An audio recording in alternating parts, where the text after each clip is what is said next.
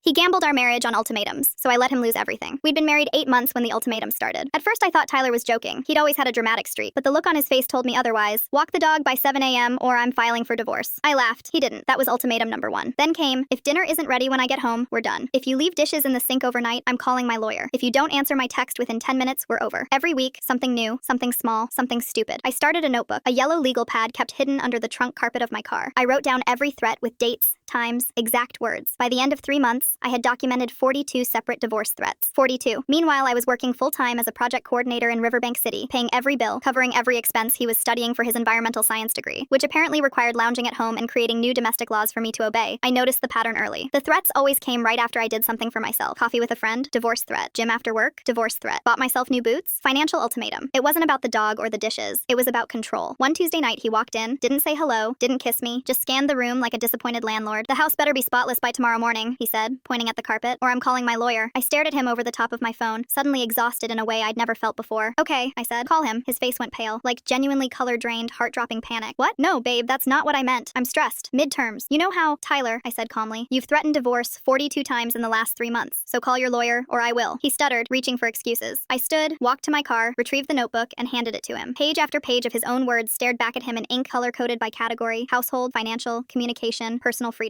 His hands shook as he flipped through it. That's when I finally understood. He never wanted a divorce. He wanted obedience. I filed the next morning. My lawyer practically cackled when she saw the notebook. Said she'd never had such clean, chronological evidence of emotional manipulation. Tyler didn't contest a single thing. His lawyer apparently told him to sign quietly and pray no one ever saw that notebook again. I kept the apartment. I kept our dog. He left with 2 trash bags and a bruised ego. But that wasn't the end. 2 weeks after our divorce was finalized, he started calling, at first once a week, then twice, then daily. Sometimes sobbing, like gulping, hiccuping, sobbing, leaving voicemails about how he'd changed and finally understood what he lost. I never answered. Then he started sending gifts. Roses to my office with notes like, I promise I'll never give an ultimatum again, which hilariously was just another ultimatum in disguise. He started showing up places. My gym, my favorite coffee shop, the Sunday farmers market on Elm Street. Once, he even tried walking into my sister's house during family dinner. My brother-in-law physically escorted him back to his car while my sister called the cops. Last week, he mailed me a 5-page letter, handwritten on thick cream cardstock like he thought aesthetics could erase the past. He wrote about therapy, accountability, emotional growth. Pages and pages of self-reflection. For a moment, I almost felt bad. Then I saw the last line at the very bottom, small and slanted as if he hoped I'd overlook it. If you don't respond within 2 weeks, I'll know you've moved on for good. Even in his apology, even in his desperation, even after claiming to have changed, another ultimatum, another attempt to control the ending. I took a photo of that line and sent it to my lawyer. She said we could file for a restraining order if needed. I blocked him everywhere. Changed my routine, switched gyms, made sure there was no crack in the door for him to slip through. My mom asked if I felt guilty, if maybe people can change. Here's what I learned. Someone who threatens to leave you 42 times doesn't love you. They love having power over you, and the second you take that power away, they'll do anything